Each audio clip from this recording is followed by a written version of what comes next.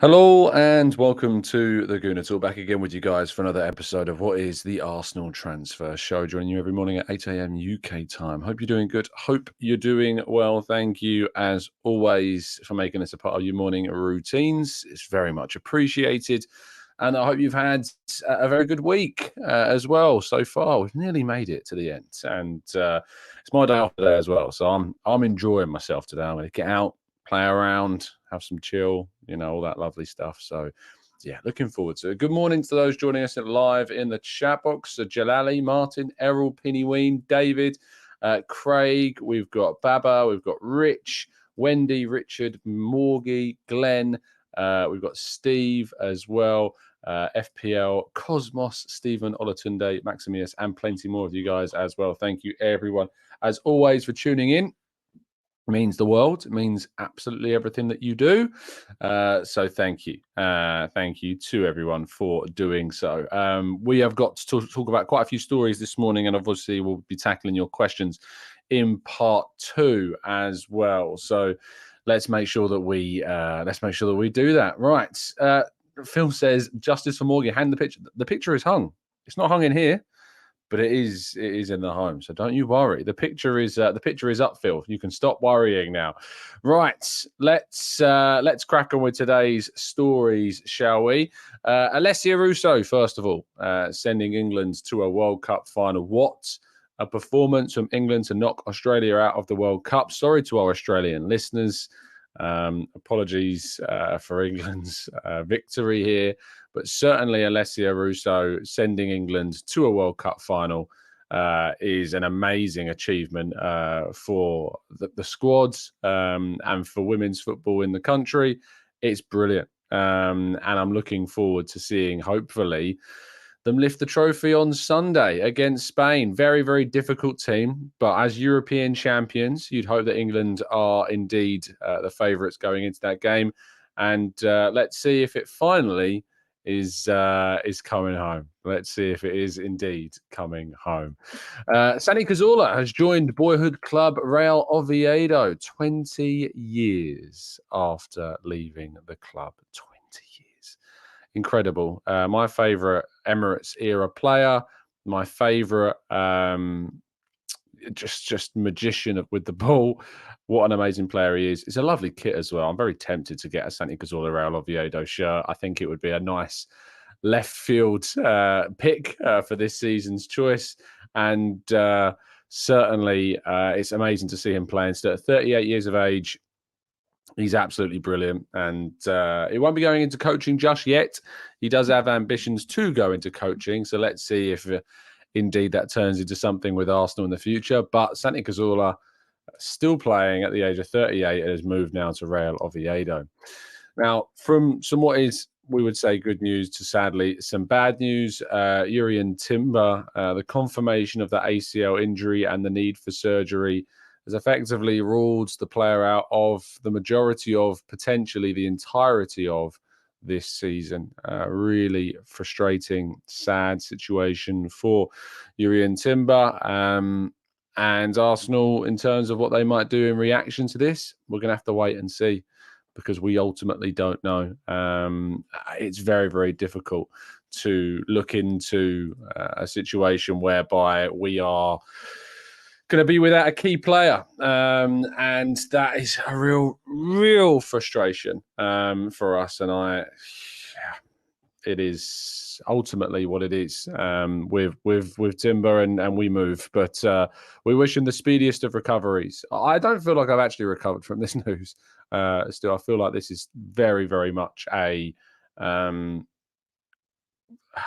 I don't want to use the word because I've compared it to the Kevin De Bruyne injury, and a lot of people really went for me in the comment section for that. But I don't care, because I do genuinely believe it to be as big of a blow for us. It's huge. It is a monumental blow for Arsenal. If you think about the fact that the reason why we lost the title last season was because we didn't have the depth with Saliba and Tomiyasu when they were out. We've added that player and we've lost him. You've lost the player that you've brought in as the plan to stop a title collapse potentially from happening. So if you want to try and tell me that that's not as big of a blow as Man City losing someone like De Bruyne, the player that was brought in to help stop a title collapse, for me, it is as big as City losing De Bruyne. I'm not saying he's as good of a player. I'm talking about contextually what this means for Arsenal.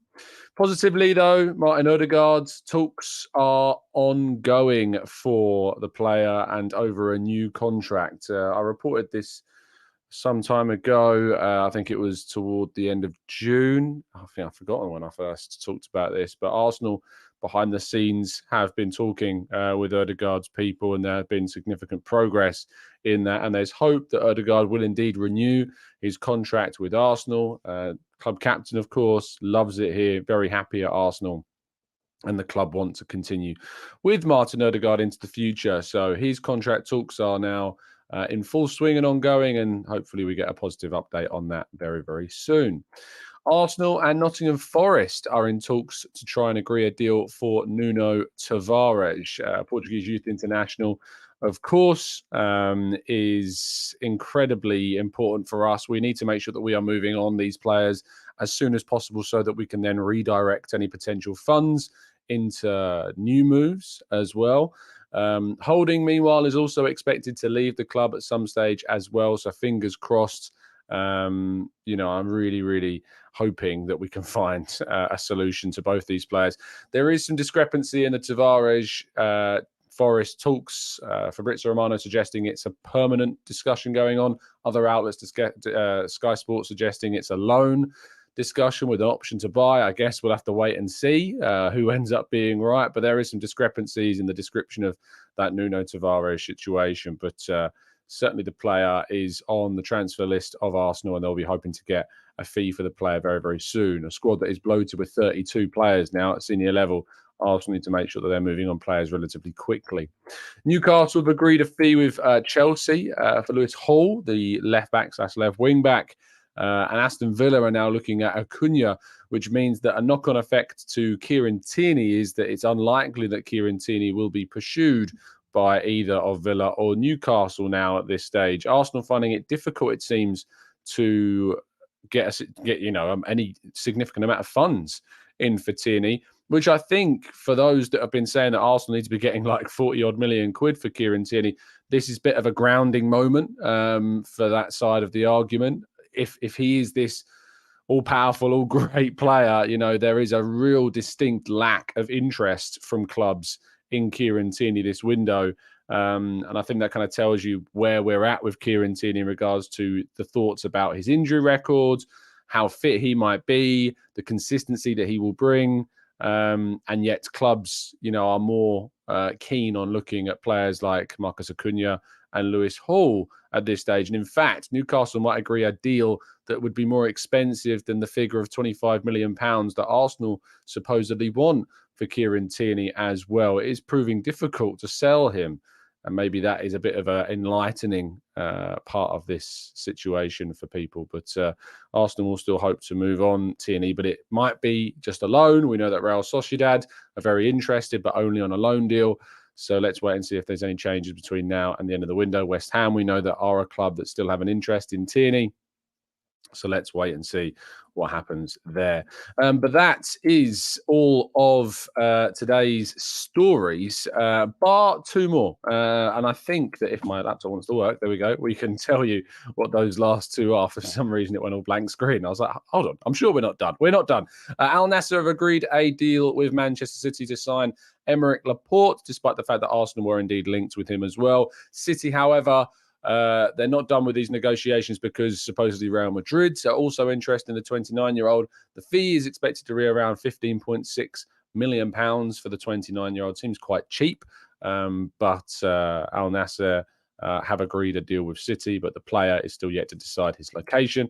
And the headline story regarding a potential transfer is, according to Sport in Spain, Arsenal are indeed set to battle Barcelona to try and sign Joao Cancelo. Barcelona lead the race. Barcelona are the player's preferred destination, but there are issues with whether or not Barcelona can afford Joao Cancelo, whether or not they can convince the player on a personal term side of things to join the club. And Arsenal are kind of lingering, if you like, in the background and waiting to see if they might move themselves for the Portuguese international. So let's wait and see what happens. Right, let's move to part two and your questions right after this.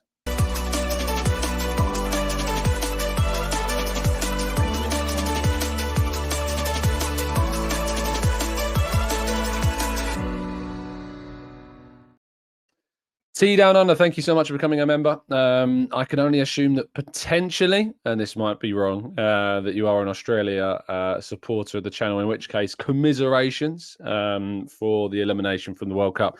Yesterday, I saw another comment, Dan, suggesting, I thought this is an Arsenal channel made of different nationalities. Why do we mention the England victory? Well, because Alessia Russo, who is an Arsenal player, scored the winning goal. So there you go. There's your answer. Goodness me. Some comments honestly make me really scramble my head sometimes. Yasser says, would like us to be more aggressive and go all in this year. Go back to market for another inverted option. Cancelo. Placard. Placard? Is that Pavard? I'm assuming that's Pavard. I can get a placard with Pavard on it if you would like, but I'm sure that's who you mean. Hatterboer, or I think is the Atalanta Dutch player. I haven't really heard too much about him recently. I know he was highly rated a few years ago, but not so much now. Castagna as a potential another one, and tried to get Joao Felix on loan as well. Ashish says, Tom, instead of Timber's replacement, shouldn't we be considering another midfielder with Rice, Jorginho and Partey in our ranks? An injury to any of them could leave us in a challenging position. I think that we've got a lot of depth at 6. Rice, Jorginho, Partey for one position. There's loads of depth there. I don't think we necessarily need a midfielder the same way that some people do. But for me, it should be a right back being targeted, right back / centre back, kind of that hybrid role that Simakan, as Tristan points out, and then a right winger that's got scope to play further forwards as well. Did a piece yesterday looking at the potential alternatives to Mohamed Kudus if it's not him. Talked about Adam Hlojek by Leverkusen. Talked about, who else did I talk about? I need to go and get the piece up as well. Nico Williams, Athletic Club. And there was one more. Pedro Neto I actually discussed as well as maybe a potential option that Arsenal might go back for after being interested last summer. So there you go. Akmal says, can Timber be removed from the 25-man Premier League squad if we're expecting him to not play at all this season? It's a really good question, Akmal, actually. I believe the registration takes place at the end of the summer. There's another registration period, of course, in January. So, yes, that's a really good point, is that Timber will not need to be registered. So, yes, Akmal, I guess that you're right. And a really, really good point. Well thought. Henko says, what would you think Arsenal are willing to go up price-wise for Cancelo? 50 million? I doubt it would be that much. I think you'd be looking at around a 30 million pound figure, to be honest, because of how want away we are in a situation with City and Cancelo. So I don't think it would be that much money. Gooner J says, Tom, with Chelsea selling their academy players for wild amounts, do you think that we should market our players better? Like, would we get 30 million for Rule Waters? No, we absolutely wouldn't. But I mean, if you have a look at Lewis Hall, for instance, let's just go on to his Transfermarkt profile. He has played so far. So a quick look, 9 Premier League games, 2 FA Cup games, 1 EFL Cup game as well. He's got, we're talking double-digit senior appearances for Chelsea. Raw Waters on a competitive level doesn't have any. And there's kind of this, if you like, kind of contradiction, because I agree that I think we should be better at trying to market some of our younger players. But at the same time, you also got to think about the fact that if we start Raw Waters in a game, who's going to drop out? Like, are we dropping Ben White to play Waters in a game? It's difficult. You also have to remember that last season, Chelsea's season went so downhill that they then started having an opportunity to use loads of youth players and throw youth players like Lewis Hall into the team and get them Premier League experience. So it's very, very difficult to kind of see that same. But I do agree that Arsenal should try and do more to market their young players better. But given them Premier League appearances, there's a contradiction because we want us to play the best team. And if we drop points and we've played Raw Waters, the question mark will be, why did we play Raw Waters in a Premier League game? We need to make sure that we win them. I think you can put them on the bench and you could bring them on more. But that is about it in regards to Arsenal and using youth players at a competitive level. Cup games, I think, is the best opportunity, of course, though. Krosh says, Tom, as much as I want to see England ladies win, I'll be gutted that Leah Williamson and Beth Mead won't get a winner's medal yet. Tell me about it. I was talking to a friend of mine yesterday saying about how great it is that England got to a final despite being without such key players like Mead and Williamson.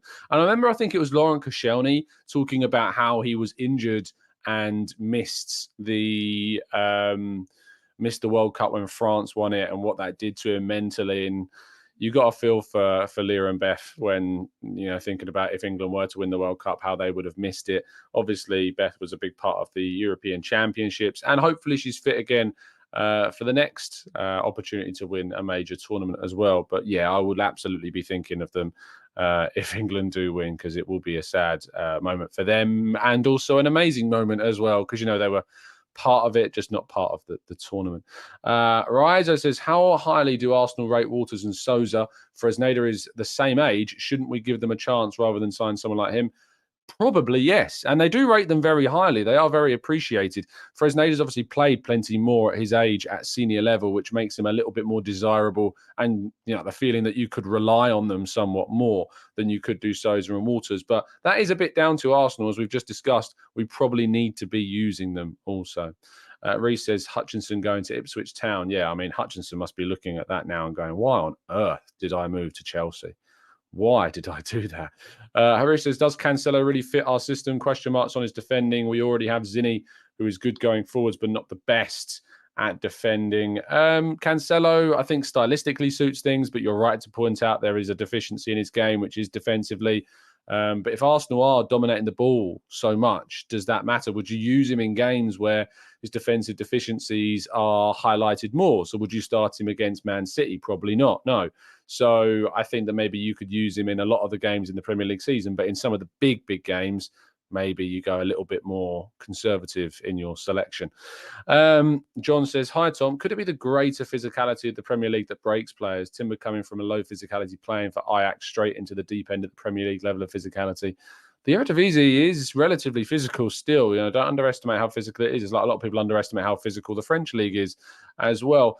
It's an ACL injury. These things are extremely unfortunate. Like, they are spontaneous things at times. And, certainly as someone, as I've mentioned before, who suffered it myself, I know how spontaneous they are. Never, ever have had any issues before. And all of a sudden it just goes. So it's not necessarily, I don't think, to do with the physicality. The only thing that I think that's ever been talked about with any kind of credence or credibility is the frequency of games. But we've just come off the back of a pre-season with no summer tournament. I just think it's really, really unlucky. Really, really unlucky.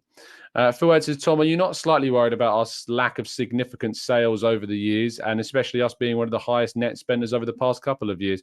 Yeah, it's something that we need to improve on. What I would say is that, Chelsea have been able to sell players a lot more in a recent time because they've bought a silly amount of players. So they've got those assets to sell, like Koulibaly, like Havertz, like Mendy, all the other players that they're trying to move on. Hakim Ziyech, who can't pass a medical right now. Whereas Arsenal's turnover of players is not necessarily as high as Chelsea's. But the problem is that Arsenal are struggling to sell players for good fees because of previous recruitment strategies. We've sold players for profits this window. You think about Tierney, you think about Trusty. We've sold Xhaka for a very, very good fee at £21.5 million 7 years after he signed, for more than half of what we paid for him. We've made 40 million quid's worth on players this summer. We could end up making a lot of money on the following Balogun situation, hopefully as well, should there be any movement there in the next week or so. Kieran Tierney, fingers crossed, maybe we can get a good amount of money for him as well. If not, we'll send him on loan and bring him back in 2024 with 2 years left on his deal and hopefully get a good fee in that year. So I think there is still scope for Arsenal to make plenty of money this window, but it is difficult for Arsenal because they're in a different situation than Chelsea and they haven't had the same assets. I think there is definitely kind of a misconception around Chelsea and Liverpool to some degree as well. And look, I mean, Liverpool doing business this summer. They tried to sign Caicedo. They tried to sign Lavia, failed with both, and now they're moving for Endo of Stuttgart. People laud Liverpool's recruitment, but I can't help but think if this was Arsenal, if we'd have missed out on Declan Rice and then missed out on Lavia, if we ended up going for Endo of Stuttgart, I think he's a good player. If anyone that's actually watched him knows how consistent he is, but he is 30 years of age. He's only going in one direction, really, and he's only going to give you a certain level of performance. If that was Arsenal doing that deal, can you imagine the meltdown associated with it? So, yeah, very, very interesting indeed. Elbach says, how much do you think the medical staff are to blame with Timber's injury? Zero. Absolutely nothing. There's nothing to say about the medical staff at all. As I said before, it's an ACL injury that is incredibly spontaneous and happens. There was an issue in the first half, and I said that if anyone want to point the finger anywhere, you might point it at Mikel Arteta, saying you've got the depth, you've got Kivior, you've got Tomiyasu. If you've had an issue with Timber in the first half, don't risk it. Get him off. You've got your 2-0 up as well. So no, 0% towards the to the medical stuff, because the ACL goes in the second half. It doesn't go in the first half. It goes in the second half. So no, anyone pointing any fingers with any kind of frustration or anger at the medical staff, I think you need to do a bit of research into what ACLs are, because no, there is no finger pointing to be done at the medical staff in any which way, shape or form. Prog says Endo is a solid player with a good end product. But yeah, never thought he was world class by any metric. LMS says people are mocking Liverpool like crazy online for that as well. They are, but I'm just trying to use that context. If it was Arsenal, if it was Arsenal, can you imagine our fan base if we'd have done that deal? Absolutely mental. Walk says, I don't see how we can buy more defenders knowing Tavares, Suarez, Tierney and Holding with no clear locations for them at the moment. Well, Tavares is, to be fair, it looks very likely he might move off to Nottingham Forest. Holding, Tierney and Cedric, though, very, very much so, not in the same bracket. Lynn says, Tom, of course we are different. We haven't got business interests in Saudi, and Chelsea have unloaded players there as well. Also, very, very true. The links to Saudi and Chelsea are now relatively well established, and that has helped them to move players on at that level of money as well. Len says players who never got injured come to Arsenal and they are then injury prone. Again, it's just misfortune. I mean, we've had it with Thomas Partey, who never was injured before moving to Arsenal, and then sadly has had these issues. You don't blame the medical staff, though. Like, these guys are professionals. They are experts in their field. They have to do years and years and years of training and exams and studying. And then somebody online thinks that they're in a position to turn around and say, I think I could be critical of the medical staff. I don't think they're good enough. Like, you haven't got a clue. I've got a clue how any of the body science works at all. So, yeah, no one can blame, no one can blame the medical staff at all. Esmond says, do you think we'll buy a left back, right wing or centre forward for these two positions, or all of them? I think we'll get one more. I'd be overjoyed if we get two, and I hope it's a right back and a right winger. That's what I hope that we do between now and the end of the window. Akron says Xhaka was never injured and still never injured. Yeah, and that's the point. Is like, yes, we've had players like Partey that didn't have injuries and came into the squad, have never been injured, but we've all and then got injured. Sorry, but we've also had players that have hardly ever had an injury. I think Xhaka had one knee issue the season before last that was a real impact moment that he recovered from and then was fine from afterwards. Martin Odegaard had injury issues when he joined Arsenal. He had ankle issues, and we've barely had been without Martin Odegaard. Those issues have arguably kind of improved significantly. We always talk about the negatives and players that get injured more, but we don't actually address the players that don't get injured. So I think there is something to be said about that. And as Ainsley points out, medical staff need to be at the absolute top level of their game to get a job at a club like Arsenal in the first place. It does always baffle me when people have the level of front. And I was one of those people back in the day, because I was, young and immature, and I didn't recognize the actual smart of the position. But how anyone can turn around and put a finger at the medical staff who are trained professionals, it always staggers me. Phil says, it's time for my weekly lineup prediction question again, Tom. Starting lineup against Palace. Tune in for the live preview show in a couple of days. Actually, probably tomorrow, Phil, we'll be doing our preview show. So make sure, mate, you tune in for that one. Yeah, I will touch wood regarding that Odegaard injury comments. There you go. We've touched wood there. KSS says, Tom, did you see the rare content from the club showing his first day? The second scene was him going for a scan when he entered the building. Arsenal saying, hey, we check as soon as they arrive. Yeah, that's the medical process. They always have to check if there's any underlying issues, if they can detect anything that's been hidden. So yeah, they always check. That's part of the medical process. Elbach says, sorry, wrong end of the stick. I meant the decision to keep him in the first half. I am not pointing fingers at the medical staff per se. I thought the comment said about the medical staff. hold on. The first question was, how much do you think the medical staff are to blame regards to Timber's injury? Tell me if I'm wrong, but that does look like you're pointing the finger at the medical staff. But the first half, as I said, it's not on the medical team. If they've cleared him and they think he's fine, okay. But then it's still down to the coach, in my opinion, to say, we're 2-0 up. We've got the depth. Just take him off. It's really easy to say, I know, with the benefit of hindsight. I get that. But, I just think that there's, you have the depth there. Why not take it off? Why not take them off when you have the opportunity to do that and you've got depth in that position as well? Just a bit of breaking news for you this morning. The Daily Mail says that Fulham are considering a move to sign following Balogun. I mean, I'm just going to put this out there, but I think if you've been listening to this show for a few weeks, did I or did I not say that Fulham might be a team that come in for following Balogun? I know people were saying, well, no one's going to pay 50 million quid. There's no one around that might pay that amount of money. And I said, well, Brentford, Fulham, Palace, West Ham. I'm looking at these teams. I'm thinking if there aren't going to be a Premier League team that come in to pay for a player, Fulham might be one of those. I mean, how much is Mitrovic being sold for? So just have a quick look. How much are they going to sell him for? Fulham rejected a £25.5 million bid. But having wrapped up that deal, they're understood to be very optimistic about landing him. There's no suggestions about how much he might cost. Al Hilal make fresh £46 million bid for Alexander Mitrovic. So, yeah, they have some money. Yeah, Fulham have money if they want to try and go after following Balogun. So, £46 million for Mitrovic. So there you go. They could, you never know, come in to try and sign Balogun. Indeed, it seems. And I did say that Fulham might be one of those teams to keep an eye on when it came to following Balogun. So there you go. Yasser says, I don't blame Arsenal for Timber's injury. In general, I believe Arteta should be more proactive through his replacements. He often waits for the opponent to make the first changes. Control freak. I mean, I'm pretty sure most managers are probably control freaks, to be fair. Cody says, Tom, any chance that we sign Ansu Fati? I think that he came out saying he wants to leave. Yes, there are reports suggesting he does want to leave Barcelona. Do Arsenal go for him? He's got a really significant injury record. I think it would be a big risk, but maybe one that pays off. Very, very difficult to judge, though, and it would be a risk, that's for sure.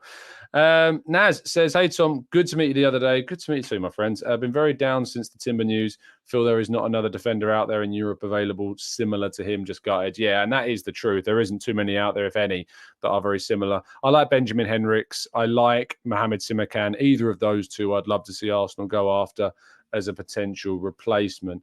Dan says, Tom, is there any chance that Zinni comes back and puts a few fans at ease, or Zinchenko comes back and we realise how good Timber was? No, I think more likely to be the first. Zinchenko was absolutely paramount to our season last year, and having him available was a big plus. So fingers crossed we'll have Zinchenko available very, very soon indeed. John says, I'm with Tom on Timber. He should have been protected by taking him off at the first injury. The bench had options to use, and those players deserved minutes as well. Kish says, how much would Simakan be worth? Probably about £35 million. You'd probably be looking at a deal around that kind of figure for him, which I think would be worth it. I think that he comes in and can be like depth at right centre back and at right back. So I think he offers you loads of depth in two different positions. So I'd be very open to seeing Simakan join Arsenal. Jay says, hey, Tom, did you see that Santi's revealing of his new video for the new club? They had an Arsenal top on the wagon. Yeah, great Lord of the Rings reference there for Santi Cazorla. They did have an Arsenal badge. They also, as they were announcing it, did a really nice kind of thing of the stadiums he's played at, and the Emirates obviously featured as well, and that was really, really nice to see. Arnold says, everyone including Brighton is after Balogun. Brighton has the best scouting team. Why are we not making him our striker? It makes no sense. We can't guarantee him minutes. He's not shown particularly the best attitude in the world in some of the interviews that he's had, and he's done nothing at Arsenal. Brighton, I also haven't yet seen really push for him, Arnold, to be fair. Brighton have been mentioned as a club, but Brighton also has Joao Pedro, Danny Welbeck, and Evan Ferguson. I haven't seen anything really to suggest that Brighton are really interested in Balogun either, so I'm not sure that one necessarily fits. Maximus says, Tom, do you think Timber already had his knee operated on? Don't think the club will take time setting things right with him. Recuperating and physio will be taking part of time. Yeah, I wouldn't be surprised if it's been scheduled to happen either today or has already happened. They're usually pretty fast with these types of things to get those players sorted in the best way possible. Esmond says, it's annoying when people talk about the Saudi money. It is their money. They want to promote the league, the same as Real, Barcelona, Man United and Chelsea and many European clubs have been doing it for a long time. I've said before, I've had no qualms if any player wants to move to Saudi, the amount of money that they're being offered. The money-wise, it's life-changing. You talk about players like the amount of money that they get over the course of a season, and these types of deals can set them up for the rest of their lives. Their lifestyle has changed over the course of their career when they earn that amount of money. Their expenses, of course, go up at the same time.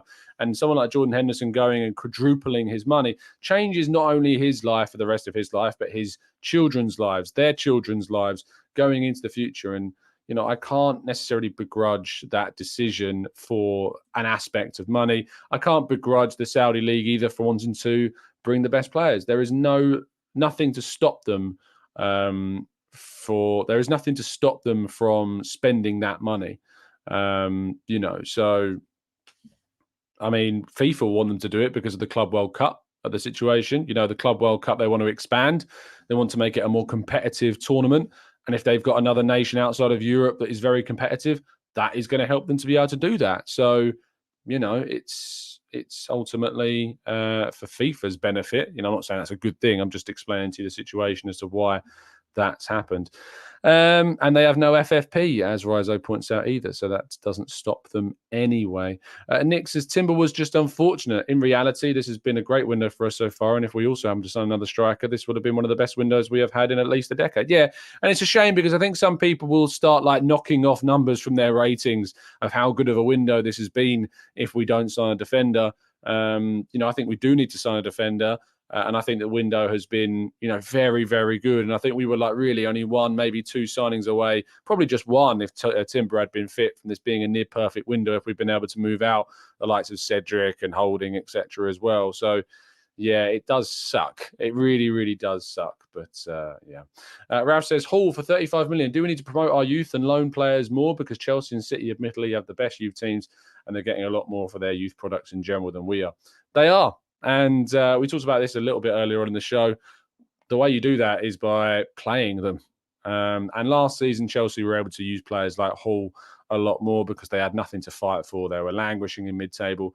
And Arsenal were fighting for a title. And had we have brought in Raw Waters for that game against Man City, like so many I saw suggesting, and it was mad to think that you would bring Raw Waters in for that game against Man City over Rob Holding in that game.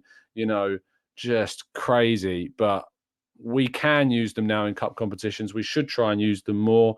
And we should look to get better loan deals if we can for some of those players. Of course, we've seen Marquinhos go out on loan now. This will be his second loan. Let's see if he does really well in France. Maybe we'll be able to get ourselves a significant sale of Marquinhos.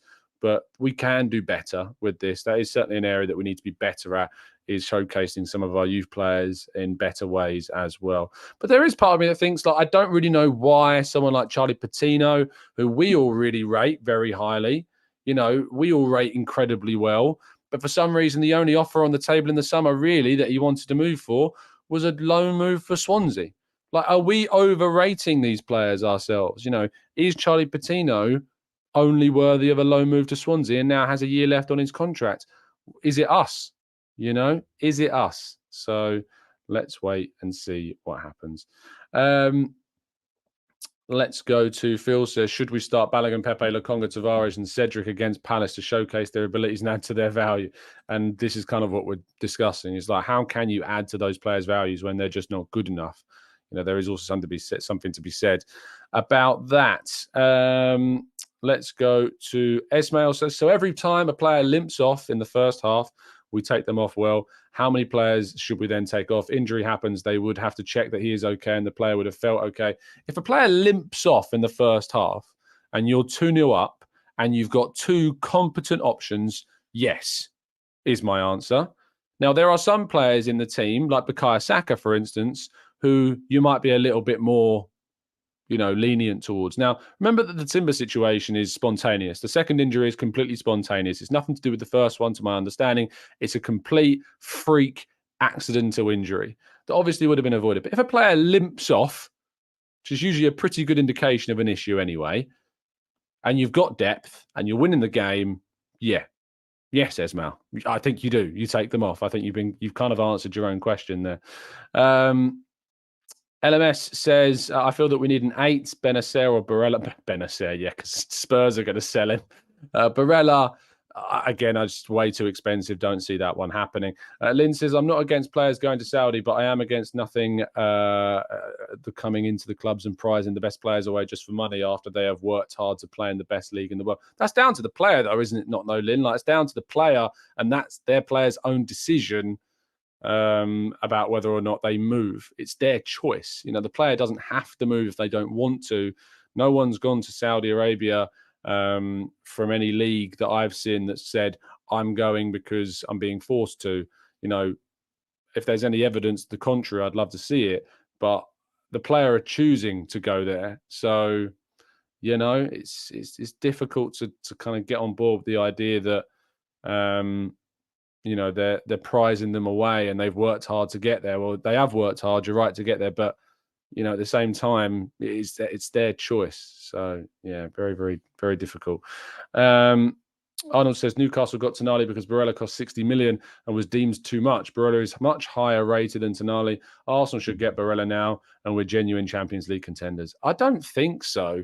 I don't think Barella certainly turns Arsenal into Champions League contenders because, in a midfield 3 of Odegaard, Rice and Partey, he doesn't start. Like, he doesn't start over Rice, he doesn't start over Partey, he doesn't start over Odegaard. He's more of a box-to-box player, so he would be playing against Rice. He doesn't start for us if we have our best 3 in midfield. So I don't really see how Barella turns us into title challengers when he doesn't actually start for us. So, yeah, I don't necessarily agree with that one. Paul says, will we ever get big fees for our under-21s if they never play in EPL games to showcase their abilities? Lewis will impress for Chelsea, hence his fee now. I mean, are we also forgetting that Lewis Hall is probably better than Raw Waters? He's better than Lino Souza. He's better than Brook Norton-Cuffy. Lewis Hall is a very good player, very good youngster, and has impressed at Premier League level. And I know the argument is that, well, Raw Waters hasn't been given the opportunity to do so at a Premier League level. But let's not beat around the bush. Hall's better than them. Hall is a better player than them, and that's why he's been able to get into the Premier League team, and that's why he's been able to play and impress. I'm not saying that we shouldn't give opportunities to Waters. I think we should. And when we play the first round of the FA Cup or the League Cup, when we get into those competitions, I think you should play if you've got an opportunity. If you're going up against a team like further down the leagues or whatever, start Waters. Give him a chance. I've no issue with that at all. But let's not pretend like Hall is not a very good young player. I think we very quickly kind of have this arrogance about us to kind of rule, it's only Hall. How are they getting 35 million? Well, because he's really good. Because, he's a really good player. So I don't necessarily get that. Who starts a left back for Palace? Isn't it Mitchell? Tyrant Mitchell, isn't that it? I think Palace fixtures. But look, who is Bukayo Saka going up against on Monday night? Or their 1-0 win over Sheffield United. It was Tyrant Mitchell. Yeah. So that is who Saka will be going up against on Monday night. Let's go to Mr. Jack says, will Gabriel be dropped more frequently or Timber injury will increase? I think probably the latter. I think it will increase his game time, to be fair. I think you're more likely to see more of him. Oki says, Barella doesn't start for Arsenal. He's a better 8 currently than Rice and Havertz. He scores and assists. I wouldn't start him over Rice. I'd start him over Havertz, sure. But Havertz doesn't start in my best midfield 3. My best midfield is Partey, Rice, and Odegaard. And just because someone scores and assists more doesn't necessarily mean they're a better player for the team overall. He scores and assists more in that interside. There's a big focus on Barella. Put him into the Arsenal team instead of Rice. He might score more goals and assist more goals than Rice. But the overall performance and output of the team and the overall results across a season, I guarantee would be worse with Barella in the side over Declan Rice. Just putting that out there. I'd rather start Rice over Barella any day. God's Power says, our players are prone to injury because our opponents target them with the intention of injuring them. Even the refs aren't protecting them enough. Saka is always targeted without the refs giving fouls. I think Saka's getting more protection. There is also something to be said that he is just going to get kicked. There is just a reality that he's so good. He's so good at skipping past players that they are going to go in late with challenges. He does need to see protection, absolutely. But there is part of it, that also it's just, for me anyway, that he is ultimately going to get kicked. Lewis says, not your brightest point, Tom. If a player limps off, whether he plays on is a professional judgment, which you have counselled against. There's a contradiction there. What is the contradiction? I think there's a judgment to be made on the context of the situation. If a player limps off and you decide to play on with that player, yes, the judgment has been made. The argument I am making is that the player limping off, when you have the opportunity in a game against Nottingham Forest to bring on one of two very good options when you're leading a game, it just makes sense. And as I have, I have also highlighted the fact that this is really easy to say with the benefit of hindsight. So I'm not sure I really get where the contradiction is, Lewis. You may need to explain that a little bit more coherently. Phil says, any chance Mbappe signs of us? No. Maya says, I think Saka is the only one who gets a bit of protection. Maybe so. Maybe Gabriel Martinelli is the one that doesn't now, and it's all the focus is on Saka. But I think Martinelli does really, really well to skip away from players. So let's wait and see. Kish says, should Nelson not be considered good enough to be the Saka competition, especially after a new contract? No, not necessarily. Just because you sign a new contract doesn't mean you're necessarily good enough to be Saka's competition. Saka is world class, like to the highest degree. He's probably the best right winger in the Premier League.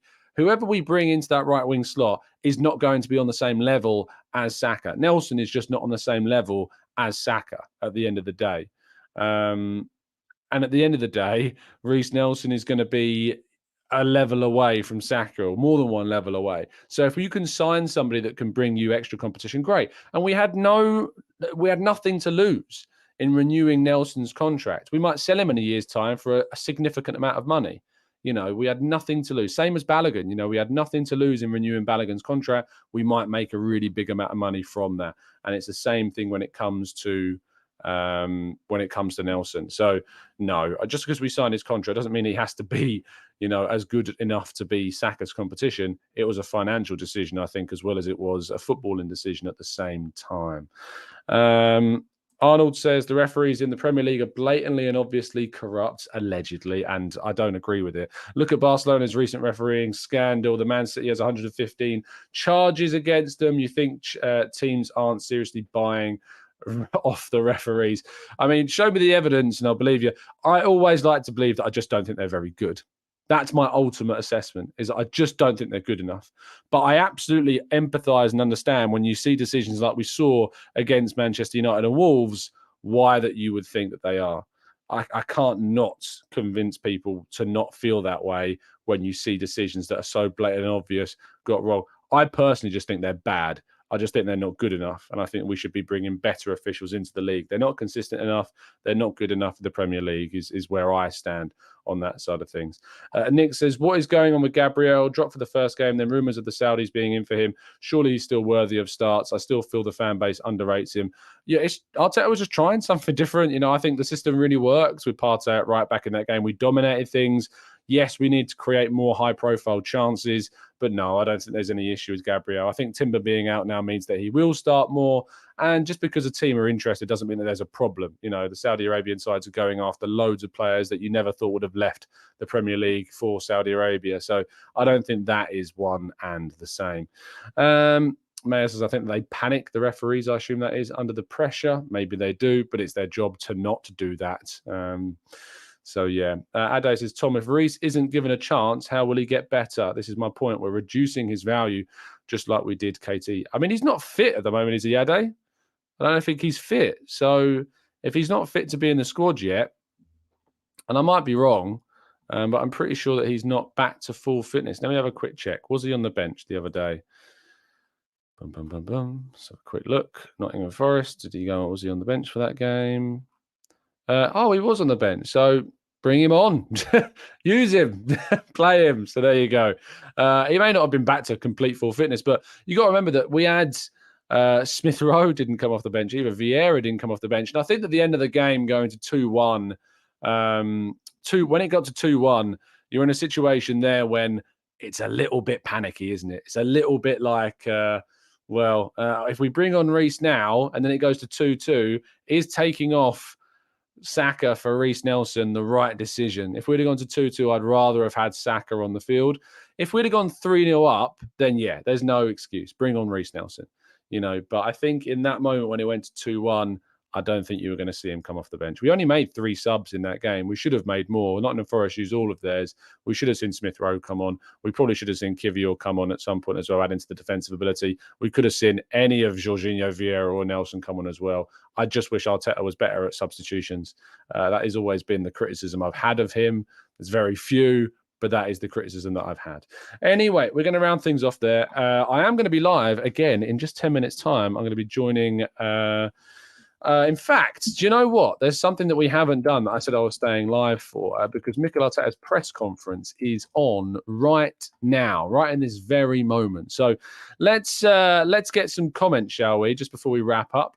On Jurrien Timber's injury, Arteta said AFC will assess what the options are following Timber's knee injury and says the club is open to reacting in the transfer market. So that's Arteta on what might happen in the transfer market. Arteta on injuries. He says Zinchenko is training with us and hopefully he will be available very, very soon. Jesus is still unavailable, unfit, but the rest are all ready. So, again, very soon for Zinchenko, not fully back yet, which is a real shame. On David Raya, he says we want 2 players in each position. We've seen what happened to Timber can happen to the goalkeepers as well. We have to be prepared and be proactive. So, big signs there, it seems, that Arteta is looking to do business whilst